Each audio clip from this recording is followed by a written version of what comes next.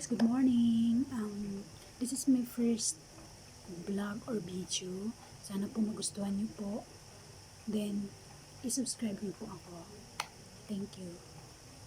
Meron lang akong i-share sa inyo. Ito yung gift sa akin ng asawa ko.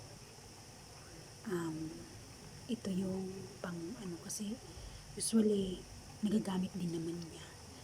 Hindi lang para sa akin, para din sa kanya yun, para sa kanya din. Kasi nag-suggest ako sa kanya na bili na lang natin itong vacuum cleaner na to para din naman is to protect ng mo rin sa sarili mo rin, sa mukha mo. Kasi ikaw naman yung mo na gift mo na sa sarili mo yung ganyan. Kasi ayoko naman din na pababayaan siya kasi syempre ang ating mga asawa, mahal din natin sila, diba?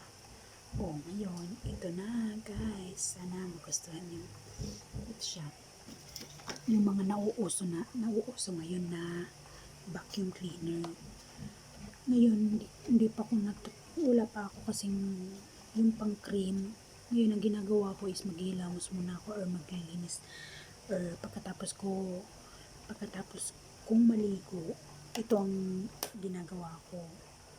Then, linalagyan ko siya ng kahit yung cream na maliit or yung pants cream or basta mga cream sa mukha lang. Pero, maging rin kayo kung sensitive yung nyo, mag-ingat kayo. Kasi, pagka first time, meron naman din controller tong na to, vacuum cleaner. Meron yung number 1, yung slide lang yung niya, paghigop ng mga bits, mga sa mukha natin. So, ito na yun guys. Ito yung box. Excited nga ako nung una na gamitin, pero natatakot din ako kasi baka mamaya yung mukha ko yung magkaroon ng nung una namula-mula siya, parang akala mo papasa-pasa. Sabi ko sa anak ko na huwag kang gumamit kasi pa yung balat mo. So, ito siya guys. Yan. Vacuum. Ito na yun siya. Ngayon, dechargeable siya. Then, meron siyang ganito, napapalit-palitan siya. Meron siyang 4, bali 3. May isang naka-reserve, tapos 3 pa yung iba't iba siyang na-shape dito. Kung gusto mo, pipili ka lang kung anong gusto mo. Then, kung ano yung gusto mong yung pinaka-speed niya or lakas ng niya, paghigo, vacuum is pipindutin mo lang siya dito. Ito yung power on, or pagka bibilang ka ng 1, ito yung start, 2, 3, 4, 5, yun ang pinakamalakas, tapos 6, off mo, yun na yun. Then start na tayo guys.